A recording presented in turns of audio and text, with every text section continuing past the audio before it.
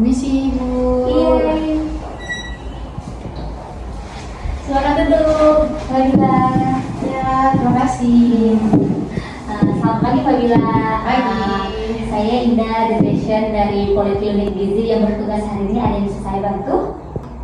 Pagi Mbak Indah. Jadi saya datang ke sini itu karena dirujuk sama dokter umum saya. Nih, berikut suratnya Mbak. Jadi dokter umum saya bilang tuh saya tensinya tinggi gitu Mbak, makanya saya dirujuk ke sini. Gitu.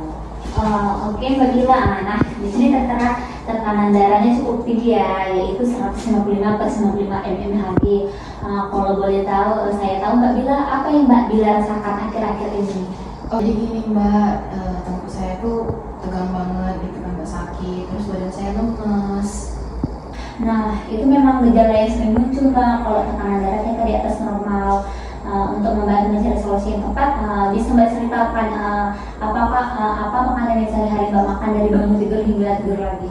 Jadi kan Mbak, saya itu kan kerja kantoran, terus saya juga ngekos, jadi kadang kan suka buru-buru ke kantor, jadi cuman makan bubur, cuman kayak roti gitu kan Mbak, sama nanti kadang kalau udah di kantor waktunya makan siang, makannya yang asin-asin, yang kayak fast food, kayak gitu, sama kopi susu 2-3 gelas lah per hari.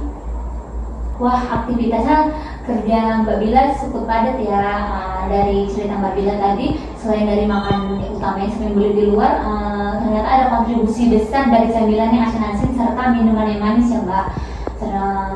Berdasarkan data dari tekanan darah dan pola makan ini, dalam ilmu gizi kami melihat adanya asupan natrium yang berlebih serta pemilihan makanan yang tidak benar terkait kondisi hipertensi di usia muda Mbak ini. Oh gitu ya Mbak, saya pikir kayak cuma makan makanan rumah yang asin banget itu yang berbahaya. Kan kalau biasanya yang saya makan di kantor itu kan cuma gurih-gurih aja. Bagus Mbak Bila, natrium atau garam itu bukan hanya dari garam dapur, dia terdapat di makanan olahan, bumbu penyedap, pada makaroni, keripik, saus, dan makanan siap saji. Itu mengandung natrium tersembunyi yang sangat tinggi. Natrium itu sifatnya menarik air dalam pembuluh darah sehingga pembuluh darah meningkat dan membuat jantung bekerja lebih keras. Itulah yang memicu tekanan darah Mbak menjadi naik. Oh gitu ya Mbak, duh. Masa di usia saya semuda ini saya udah gak bisa makan enak lagi. Tentu saja masih bisa makan enak loh Mbak Bila. Kita tidak langsung memotong semua makanan secara ekstrim, tapi kita kelola dan mencari alternatif yang lebih aman. Di sini kita akan menerapkan prinsip diet DAS atau rendah garam. Target jangka pendek kita adalah menurunkan tekanan darah Mbak secara bertahap dan mengurangi keluhan pusing di tengkuk tadi. Apakah Mbak Bila bersedia kita diskusikan komitmen ini secara bersama? Baik Mbak, saya bersedia. Luar biasa sekali Mbak Bila. Langkah pertama yang bisa kita sepakati adalah untuk cemilan sore saat kerja. Bagaimana kalau makaroni atau keripik asinnya kita ganti dengan buah segar? Misalnya pisang atau apel. Buah-buahan ini tinggi kalium yang justru bagus untuk membantu menurunkan tekanan darah. Kalau buah saya suka kok Mbak, cuman kalau kopi susu itu saya mungkin agak sulit ya Mbak ngurangnya.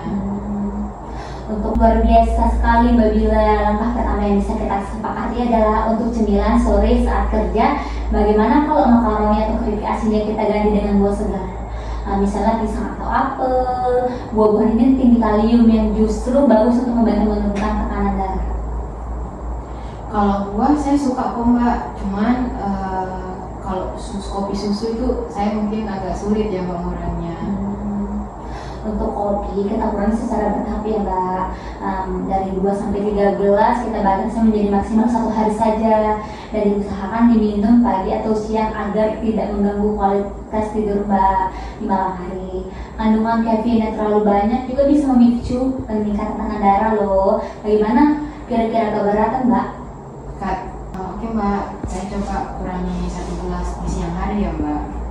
Bagus sekali Mbak Bila, saya sangat mengapresiasi semangat Mbak untuk berubah. Ini saya berikan brosur panduan diet rendah garam atau DAS ya. Di dalamnya ada daftar makanan yang sebaiknya dibatasi serta contoh alternatif menu sehari-hari.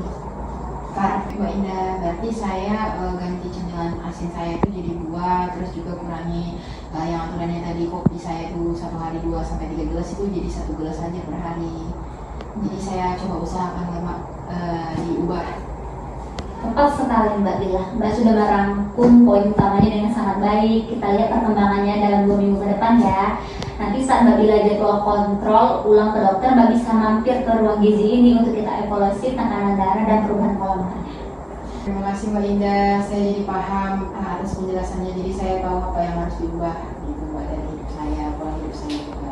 Sama-sama Mbak Bila, selamat mencoba pola makan yang sehat. Semoga lekas membaik dan sehat selalu ya. Amin, terima kasih Mbak Indah. Ya.